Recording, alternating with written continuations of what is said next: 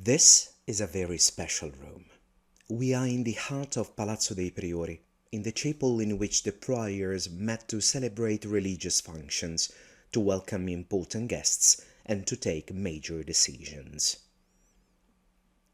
The room was added to the palazzo in about 1442.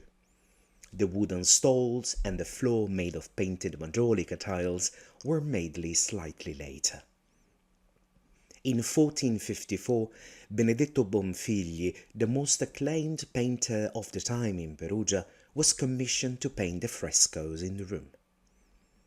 The decoration begins to the right of the two windows, where the 4 stories of Saint Louis of Toulouse start, and they end on the opposite wall.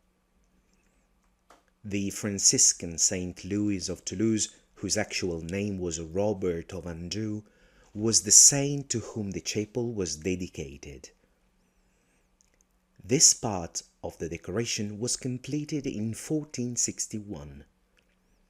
A few years later, the artist was asked to paint the other half of the cycle of frescoes, depicting the stories of Saint Herculanus, the most important patron saint of the city.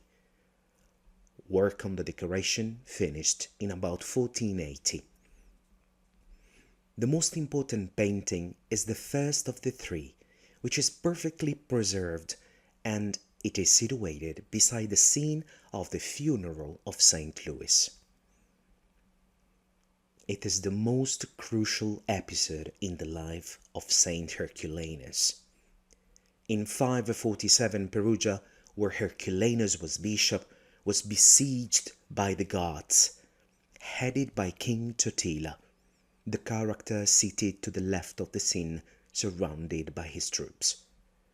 When the city had run out of food and its inhabitants began to die of starvation, Herculanus decided to use his cunning.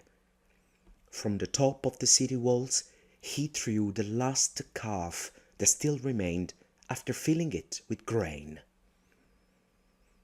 He wanted to give the impression that the city could still hold out for a long time. But his stratagem proved fruitless, because a clergyman of the cathedral, the small man dressed in white speaking to King Totila, revealed the actual situation within the city. The Goths, therefore, decided to attack.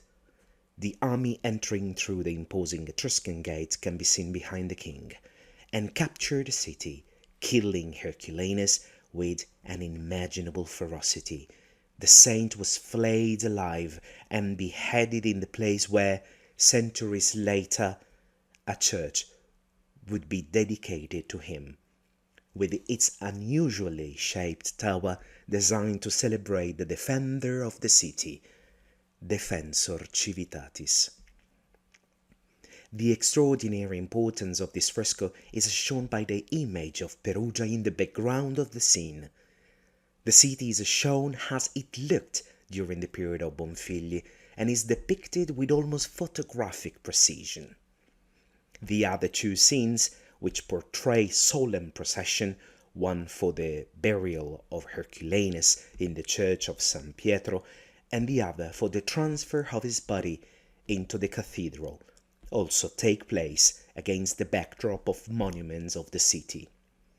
There is a clear intention to celebrate the splendor and monumental appearance of Perugia during this period, and to show that the city was clearly visible to the priors during the most important and solemn moments of their rule.